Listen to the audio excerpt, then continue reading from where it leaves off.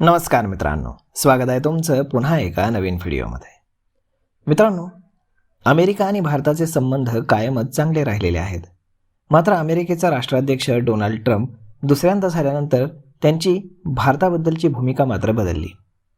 एकीकडे Donald Trump कायमच पंतप्रधान नरेंद्र मोदी हे माझे चांगले मित्र असल्याचे सांगताना दिसतात, तर दुसरीकडे भारतावरती मोठा टॅरिफ देखील लावतात.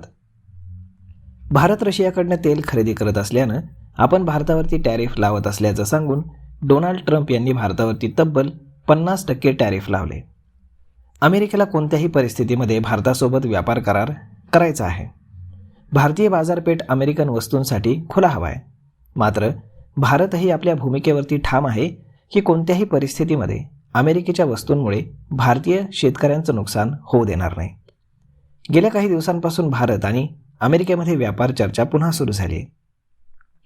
डोनाल्ड ट्रम्प यांनी काही दिवसांपूर्वीच म्हटलं होतं की भारत आणि अमेरिकेतील व्यापार चर्चा ही अंतिम टप्प्यात आहे आणि मला विश्वास आहे की लवकरच ती पूर्ण होईल. भारत 50% टॅरिफ कमी करण्यासाठी ठाम आहे. नुकताच मिळालेल्या माहितीनुसार भारत आणि अमेरिका व्यापार चर्चा ही अगदी अंतिम टप्प्यात असून 50% टॅरिफ कमी होऊन 15% येऊ शकतात आणि याकरता भारत आग्रही आहे.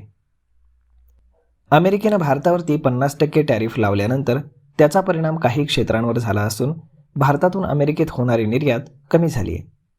वाणिज्य सचिव राजेश अगरवाल यांनी सांगितलं की लवकरात लवकर यावरती करार होऊ शकतो, परंतु लगेचच नेमकं कधी हे सांगणं मात्र कठीण आहे. भारतानं व्यापार चर्चेदरम्यान अमेरिकेला आपला अंतिम प्रस्ताव सादर केलेला आहे. भारताची इच्छा अशी आहे की त्यांच्यावरती लावण्यात आलेले एकूण टॅरिफ जे 50% आहेत ते 15% कमी केले जावेत आणि रशियाकडनं कच्चं तेल खरेदी केल्याबदल्यात लावण्यात आलेले अतिरिक्त 25% टॅरिफ हे रद्द केले जावेत. जोपर्यंत भारतावरील टॅरिफ अमेरिका कमी करणार नाही तोपर्यंत हा व्यापार करार होणार नाही हे स्पष्ट आहे. तर आता सध्या मिळालेल्या माहितीनुसार अमेरिका व्यापार करार करण्यासाठी भारतावरील टॅरिफ कमी करण्याचे संकेत देत आहे आणि त्यामुळेच आपल्याला एक मोठा दिलासा मिळण्याची शक्यता देखील आहे. तर मग मित्रांनो, हा व्हिडिओ, ही माहिती तुम्हाला कशी वाटली हे तुम्ही आम्हाला कमेंट करून नक्कीच सांगा. आणि जर आवडली असेल तर आपल्या जवळच्या मित्रमंडळींसोबत देखील हा व्हिडिओ तुम्ही शेअर करायला विसरू नका. धन्यवाद.